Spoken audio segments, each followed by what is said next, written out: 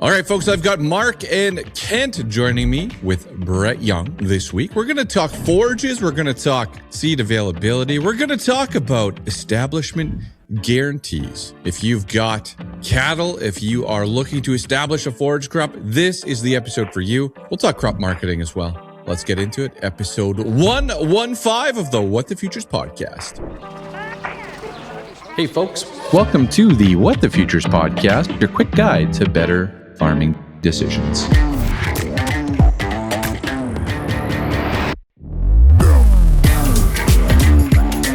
All right, folks, welcome into episode 115 of the What the Futures podcast, recorded each and every week in the UPL studio.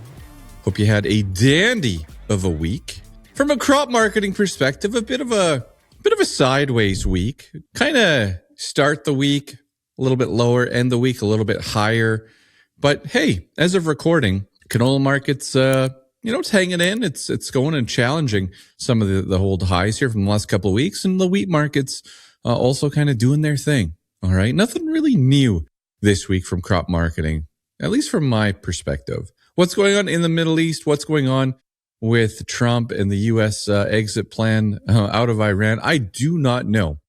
But as of recording, the latest was the Pentagon was working on some new offense, apparently, some new strategy to get going. All right. I had a great week. I was in Marwayne this week. I did a crop marketing kind of update outlook for James Oberhofer, and it was phenomenal. James and the group over there, great group of farmers in the Marwayne Curling Club. We had a good time. I look forward to doing that again sometime real soon. There were some good questions, some good dialogue. In fact, I'm going to take the presentation. I'm doing this presentation 3 times. And towards the end of April, I'm going to send a version out for you guys to listen to and to check out. All right. So that's been a bit of an inspiration for me here this week. So that's my positive moment, just getting out and chatting with farmers and being able to do a bit of a song and dance here from a crop marketing perspective. Now, this episode, this is all about forages, all about, if you're looking to plant some grasses, some alfalfa, fescue, all sorts of different things out of my wheelhouse a little bit. But don't worry, we have Mark and Kent with BrettYoung, and let's get into it with those folks right now and get us up to speed with all things BrettYoung. Show guys here, Kent and Mark. I certainly appreciate you guys jumping on the What the Futures podcast for this week. I want to get to the nitty gritty here right off the bat. There are some deadlines coming up. I'm a crop marketing guy, so forgive me if I fumble this around. But when it comes to forages, there's some type of guarantee, some type of deadline right around the corner. Mark, do you want to walk us through this deadline, this very important deadline?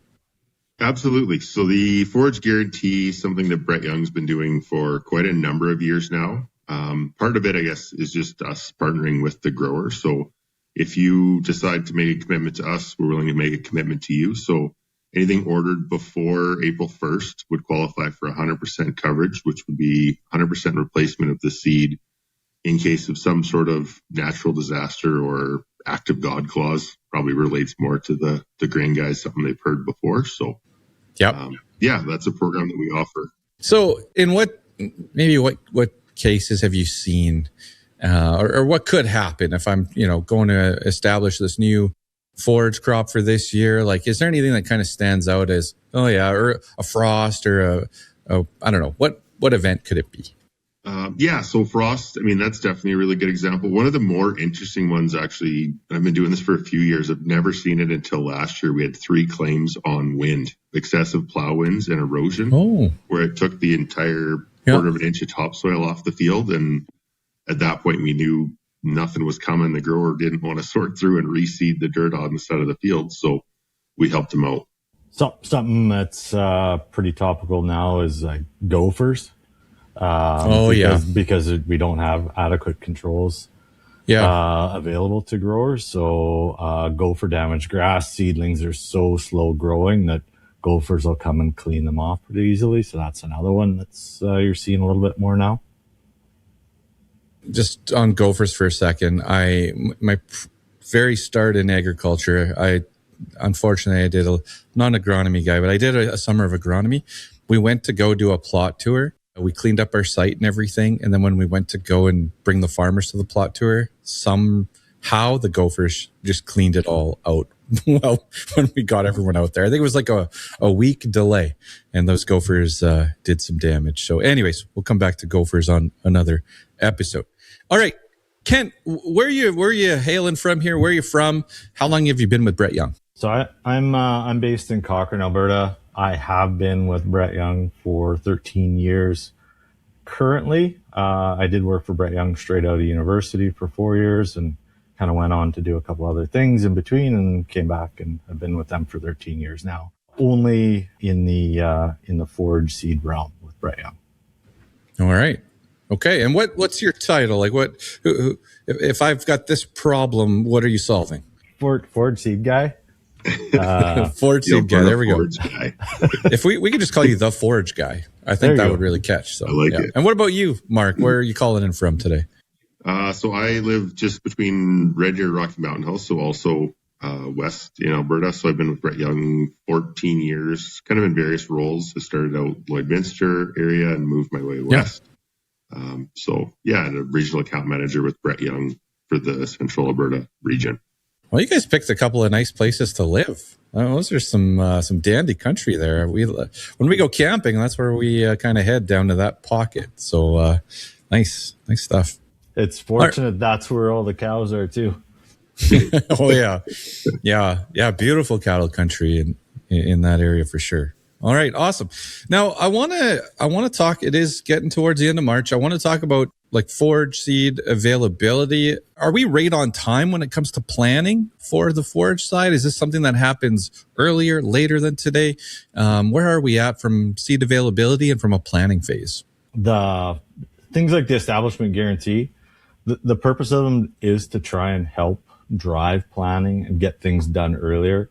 As far as grass seed goes and forage seed, it takes a lot of work and a lot of moving pieces to get everything going in a very short window time at seeding. So a lot of those programs are designed to try and drive planning and get things going as early as we possibly can. It is kind of successful, but there's it's like a 50-50 split of like there's an early planning chunk of the growers out there that do it between February, March, early April, and then there's the other half. It's like, wow, this is germinated closer to springtime, so it's kind of all hands on deck and get it done as quick as possible.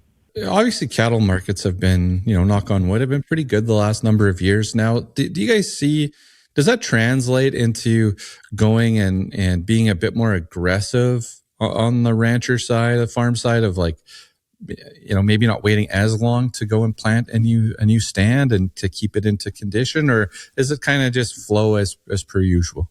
I think it definitely creates some opportunities for sure. When you're looking at forages, similar to any crop, really, you want to look at a decent rotation. So forages are reseeded. I think our average used to be quite a bit longer window. You might have a stand in for 10 years or longer. Now we're seeing guys pushing those stands a little bit harder, pulling a bit more production off of them. And then that in turn, they're rejuvenating those stands, reseeding those stands quicker. I would say one of the other things we've noticed with cattle prices being better, there's a lot of pockets in fields where growers, normally were seeding their wheat through, but they realize they're only getting 15 or 20 bushel wheat. They're putting all these inputs into this, 20 acre corner of the field. So they've started to put more of that into grasses, whether that's into hay or into something, if it's a saline area, lowland area. We're seeing more of those small pockets being seeded back to grass rather than seeding right through with expensive annual crops. Yeah, fair enough. Has there been like a change in like the performance of, I think about wheat and barley and canola and how that's evolved the last couple of years from a yield or production perspective. Is it the same on the forages? Like, is there a couple of new ones where that BrettYoung has it? You're like, wow, we've been working on this for, a decade and now this is out and it's performing so well. Like, is there anything like that stands out? There definitely is, but it's way slower moving than other annual crops. When you think about breeding forage species, they take a full year to establish, and it just slows down the whole breeding process with forages. So you do get things like saline tolerance or winter survival or forage quality that are being bred for, or digestibility. Those are all things that are targeted and have been improving over years, but it's at a much slower rate than plant breeders can breed annual crops. Okay, fair enough. Okay, I want to talk here about, if I'm listening to the pod and I am, considering planting some forages here this spring, like where do I kind of get started when I'm looking to select like a certain variety or a certain path? Like where do I kind of get started? I think that's something that our product line managers have done a really good job over the last couple of years. We've made it quite easy, and makes it less intimidating as well. So we do have some online selector tools that a grower can look through our website. Helps you with a few key questions. I think that's the biggest thing. We do strive to train our retails exceptionally well as far as helping to pick and select varieties, but it definitely gives you a chance to sort through and start with the stock blend. I think that's our kind of our bread and butter of our business for sure. Gives you that initial opinion. This is something that fits really well. And then from there, if you do have specific needs or grasses or legume contents that you're after, we can help you modify a blend from there and potentially move it into a stock blend type situation where we're crafting something specifically for you or your needs on that field. So you're getting quite specific here then. Like how common is that to create like a custom type of product for a farm? Is that something that is like everyday normal for you guys, or is that kind of every once in a while? I think it's definitely a part of our portfolio for sure. And I think it ties back really well what we were talking about earlier as far as the early planning standpoint. So making sure we've got the product at hand, we've got the product to get it together. Custom blends are definitely a slower process. So it is something where we need to know, ahead of time. We need to be looking at that ahead of time, making sure we've got the product and we get it blended in your hands for the right time when you want to actually seed it. If you're talking about the actual breakdown that we do, it's probably a third custom to 2/3 stock blends, or it might even be custom blended in at the retail level. So we have lots of retails that, they're right in the heart of cattle country. So they have floor stock of many different varieties, and they'll custom blend straight into a fertilizer floater. Okay. Yeah. All right, cool. When it comes to kind of preparing for a new forage stand, like what are some of the things that farmers should be looking at here when you're investing in some new seed and maybe a new variety or something new for your farm? I guess where do we get started from the planning side?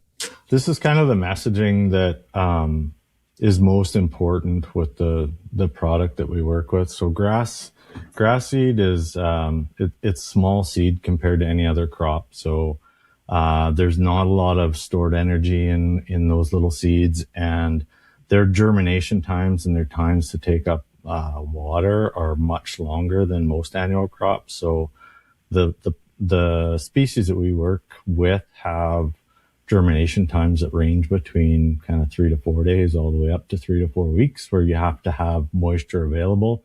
So all the things in agriculture that are important for getting seeds to grow are even more important with small grass seedlings. So seeding depth, compaction, just that seed to soil contact are so important. And also, with that slow time to germination, most other crops, if there's a companion crop being grown or whether it's weed pressure, they get a jump on the grass seedlings. So It's super important that we get good establishments as we can, because it's just not that competitive. And as we get like into the, if I'm just thinking about, even the the guarantee, the establishment guarantee, like what time frame are we looking at here to go out and see some activity, see this crop, see this thing growing and getting a sense of how the stand is developing and how it's kind of starting off? Yeah, so with our guarantee, I believe we've got a date in there in August of letting us know what's going on. So I think that would be sort of a bare minimum as far as looking at it. To Kent's point, that definitely something, they are definitely slower to get going. We do want to make sure that growers don't just plant it, forget about it. A lot of the times that seems to be where we run into some trouble, is it gets planted, it gets forgotten about till the fall or till they go to take their green feed off and realize you had a gopher or you had some other pest or the weeds have gotten out of control or out of stage. There's a lot of limiting factors when it comes to forages. There's also a lot of options how you can deal with some of those things if you're on it early. So scouting is still important with a forage crop as much so as it is with your annual crops as well. And do you see, is there a cover crop that is most common or more common, or in that, first year, I guess, what are farms going with from a cover crop side? In Alberta, oats are very common. Any real cereal, like our biggest advice from the cover crop standpoint is to keep the seeding rates low. It's been historically, it's been a commentary that seeding rates when you're seeding cereals on top of grass seed should be half of what a normal seeding rate is. But we found through the years, half of any grower's rate, because every grower has a different rate, isn't really the best planning. So we try to suggest to growers to keep their seeding rates below 30 pounds per acre of any cereal, and then to have the grass seedlings as far away from that cereal as possible to give them a little bit space to grow. So usually that's, when you have a row planted cereal, the grass seeds planted via floater, broadcast, or drilled in a different direction. So it's not right adjacent to the cereal that's growing. All right. Any other agronomic tips that I'm missing here? Anything from even like the weed control side or the fertility side? Like, I'm assuming you're going and floating on some fertilizer later on at some point, maybe in the fall. I shouldn't say anything like this out loud. I don't know agronomy stuff, but yeah.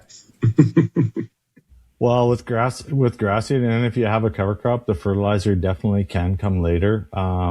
With nutrients that aren't real noble, like P and K, it's a good idea to have them banded into the soil prior, because they're going to be stable and they're fairly efficient nutrients and they're not going anywhere. So they'll stick around for when the grass seed needs it. For items like nitrogen, sulfur that are a little bit more unstable nutrients, it's best to plan on applying them at a later date, because again, as we mentioned, the grass seed is slow. Other things will use those nutrients before the grass seed will. So whether that's companion crop and you don't want the companion crop laying down on top of the seedlings, or weeds, you don't want a big heavy weed crop because they'll use the nutrients before the grass seed can get to it. So it's best to have the established grass seed before the fertilizer goes on. The other thing you mentioned there was weeds. We do like to mention too that, and most growers, and it's a long history thing where growers put grass seed down and they never consider herbicide weed control. They just put the grass seed down, put a cover crop on top, and cross their fingers. There are some herbicide controls that actually do work very well for controlling the really abundant weeds you find in fields, like lamb quarters and stinkweed or volunteer canola. There's bromoxynol-based herbicides that are really easy on grass seedlings and not that expensive. So we do like to mention that to growers to just give the grass seedlings the best opportunity to get going. All right, fair enough. Now, on BrettYoung.ca, like, this forage guide is like it's something. Like it's well, I was gonna say beefy, but that sounds pretty corny to say it like that. But there's a lot of information in here. Looking for products, blend selector, establishment guarantee is all in here as well.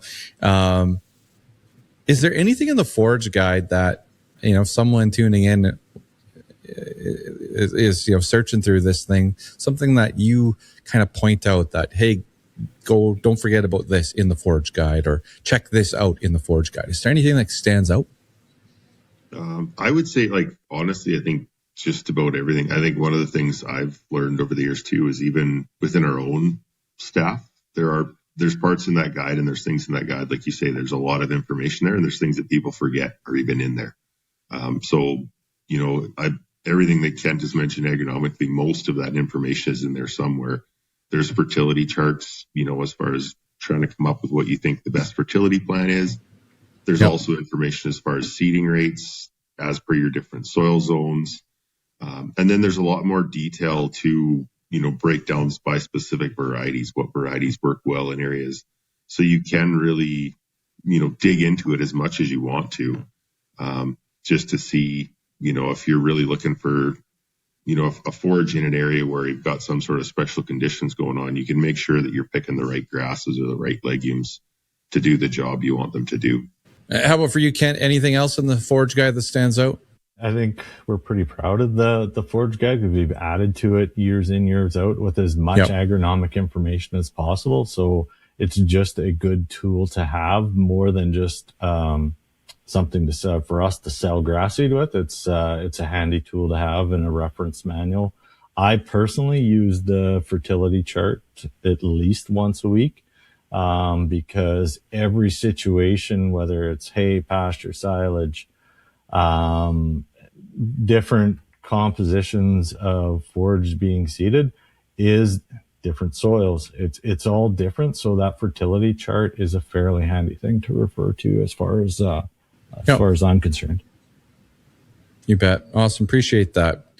I got one more here for you guys. It doesn't have to be alfalfa, but is there, I know every farm is different, all soil condition, everything's different, but is there your product? You sit there and you're like, oh, that's the one that I'm most excited about, or that I talk about the most? Within alfalfa, all those products that you just mentioned, like you said, they are all different. They have different root types. They have different leaf types. They have different dormancy times.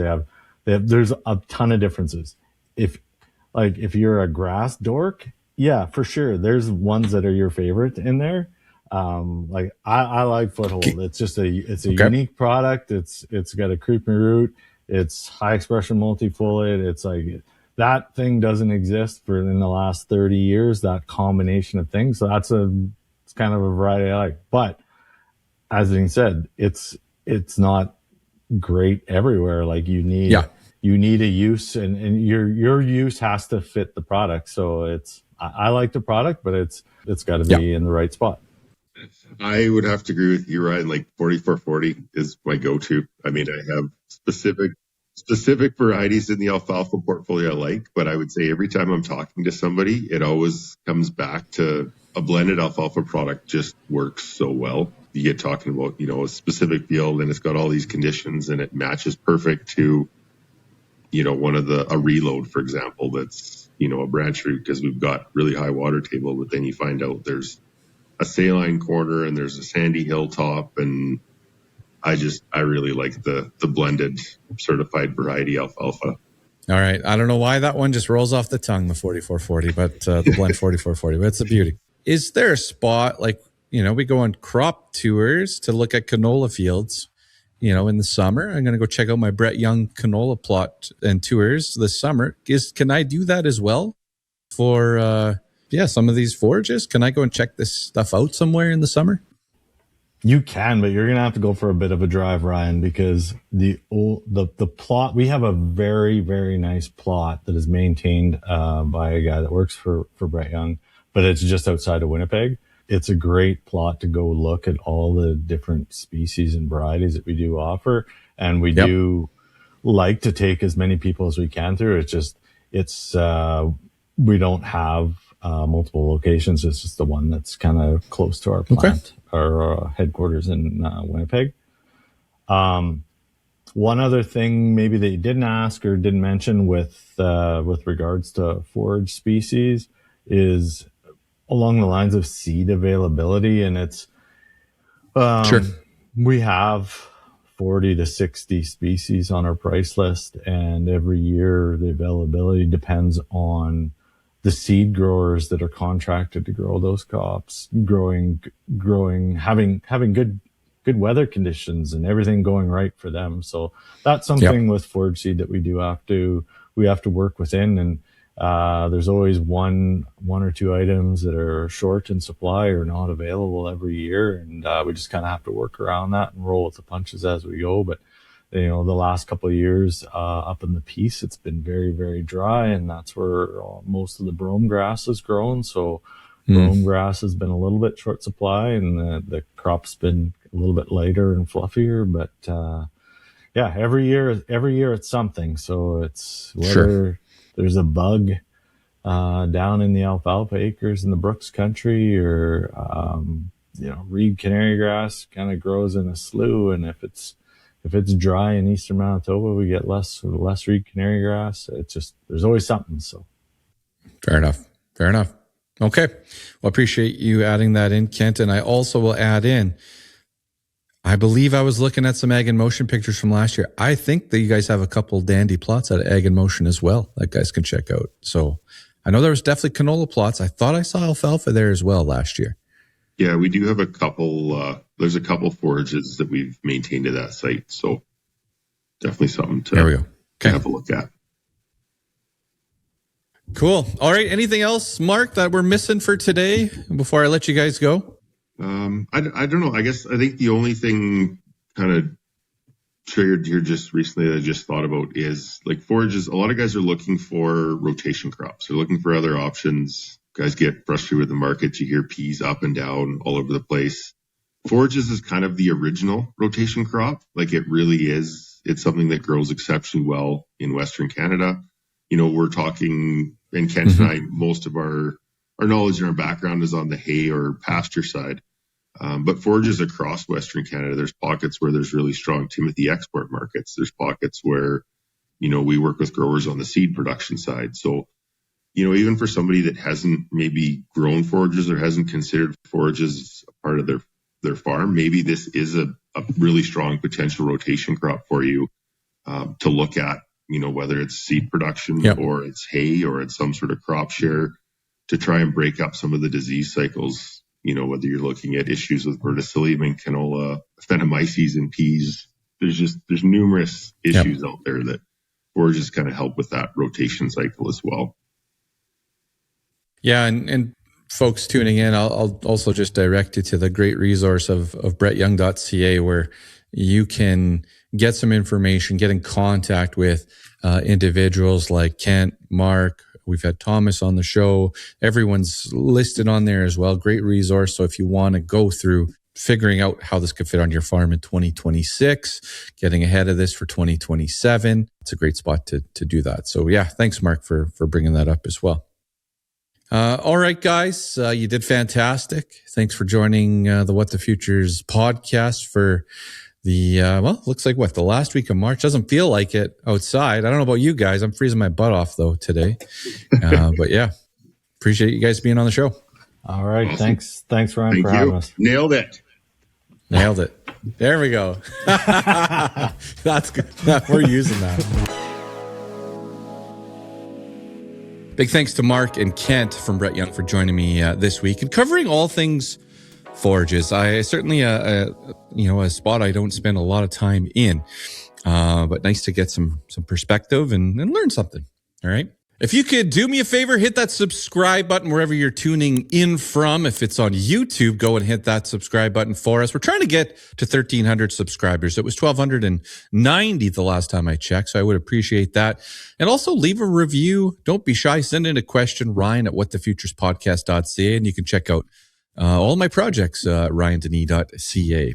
So certainly appreciate you hanging out with us this week. Also, big thank you to show sponsor John Deere. John Deere Operations Center is a key tool that we use on our farm when it comes to analyzing data and making decisions and efficiencies. Go check more about John Deere Operations Center at deere.ca or say hi at your local dealership and they will point you in the right direction. All right, from a crop marketing perspective this week, folks, the market's given us like a chance to breathe overall. And so I hope you're taking that time to perfect your crop marketing plan, spending some time in the office, learning some new strategies, getting ready for whatever this market gives you over the next days and weeks. There's lots of stuff going on, obviously. Are we going to go on a crazy run higher yet? If you start to look at it and look at the disruption in the Middle East and the disruption, in getting, diesel to Australia or fuel to Australia, getting fertilizer out of the Strait of Hormuz, the ripple effect, the implications that could be coming down the pipeline, you start to think of a longer term, maybe bullish scenario if production becomes an issue, less production. I'm going to actually have a guest from Australia join us on the show here in the next few weeks. The price of diesel went from $1.80 a liter to $3 a liter. And this morning I read that 500 gas stations in Australia are closed because they can't get supply. So we're going to dive into that in the next few weeks and learn a bit more from our Australian counterparts. All right, folks, that's it for me for this week from the What the Futures podcast.